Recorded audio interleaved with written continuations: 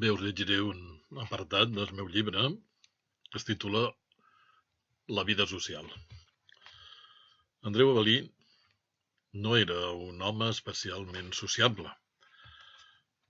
Preservant sempre pot ser la seva vida interior.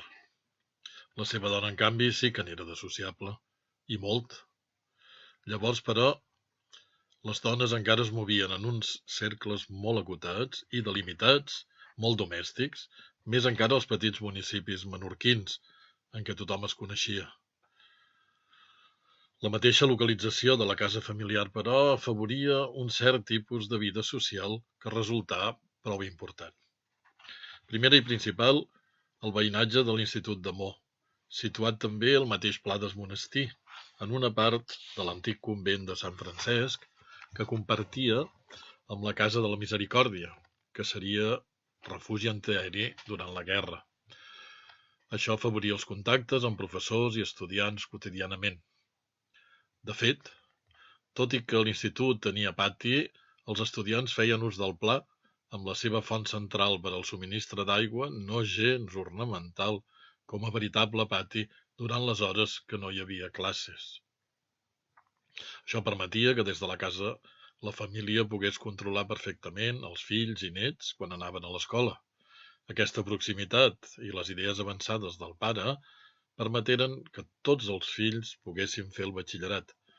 Només la segona nena, na Carmen, no va voler per un excés de timidesa.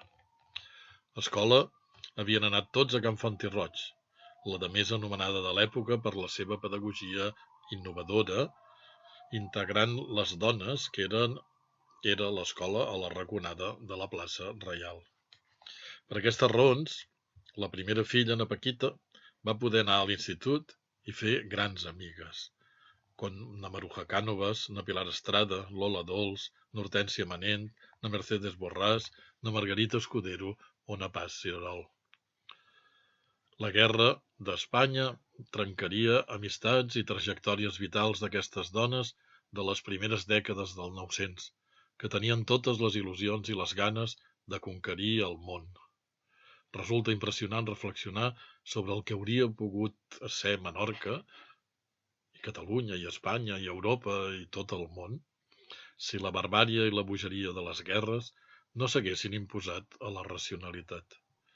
Què hauria passat si la història en majúscules no hagués capgirat la vida quotidiana de tanta gent, en comptes d'empènyer-la cap endavant, separant així amics i familiars, destruint i matant, sinó obligant a llargs i dolorosos exilis interiors i exteriors.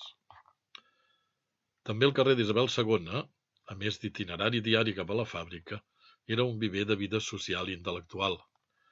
Allà hi ha un seguit de cases on nasqueren i visqueren persones tan destacades de la vida cultural menorquina com el periodista i escriptor, i també pintor, Màrius Verdaguer i Travessí, els germans Rubió i Tudurí, la família Tudurí o el famós botànic Joaquim Rodríguez Femenies.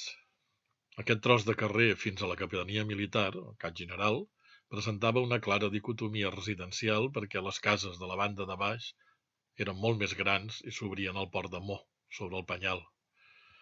Més cap al pla de la parròquia i ja a banda i banda, els veïns eren més senyors de lloc i petita noblesa local, com els Albertí, amb els quals la família lligarà relacions molt estretes els anys a venir, o com es veurà, o els Victori o els Febrer.